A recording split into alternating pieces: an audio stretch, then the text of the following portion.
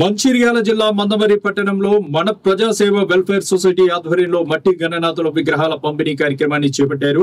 ఈ కార్యక్రమానికి ముఖ్య అతిథిగా మందమరి పట్టణ ఎస్ఐ రాజశేఖర్ హాజరై భక్తులకు మట్టి వినాయకుల విగ్రహాలను పంపిణీ చేశారు.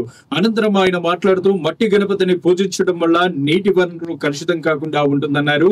రసాయనిక రంగుల విగ్రహాలతో పర్యావరణానికి ముప్పు పొంచి ఉందని అన్నారు. పర్యావరణ పరిరక్షణ ప్రాధాన్యత తెలియజేసే పండుగ వినాయక చవితి అని మట్టితో రూపొందించిన విఘ్నేశ్వర పసుపు కుంకుమ పూలతో అలంకరించి వివిధ రకాల పత్రాలతో పూజిస్తే పర్యావరణాన్ని కాపాడడంతో పాటు జీవరాశి మనుగడకు హాని కలగకుండా ఉంటుందని పేర్కొన్నారు.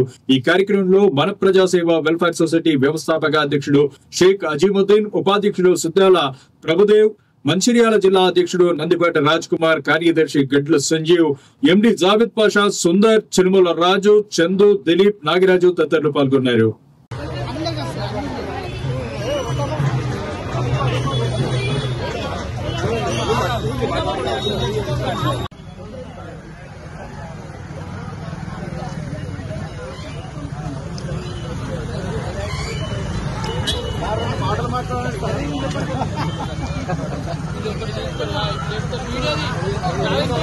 ముందుగా మందమరి పట్టణ ప్రజలకి వినాయక చతుర్థి శుభాకాంక్షలు.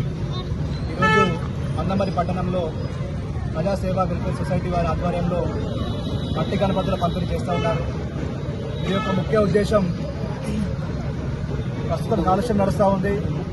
ఈ వినాయకుల విగ్రహాల ద్వారా, అంటే కొన్ని విగ్రహాల ద్వారా మనం కాలుష్యం ఎక్కువ అవకాశం ఉంది కాబట్టి వాటిని తగ్గించేసి మట్టి వినాయకులు వాడడం వల్ల మనం కాలుష్యం నివారించేసి మన భక్తి అనేది పెంచుకునే అవకాశం ఉంది.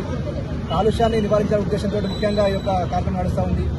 ఈ కార్యక్రమాన్ని చేసిన ప్రజాసేవ వెల్ఫేర్ సొసైటీ వాళ్ళకి మరియు వారి యొక్క సపోర్ట్ ఇచ్చే అందరికీ కూడా పోలీస్ శాఖ తరఫున ప్రత్యేక ధన్యవాదాలు తెలియజేస్తున్నాను.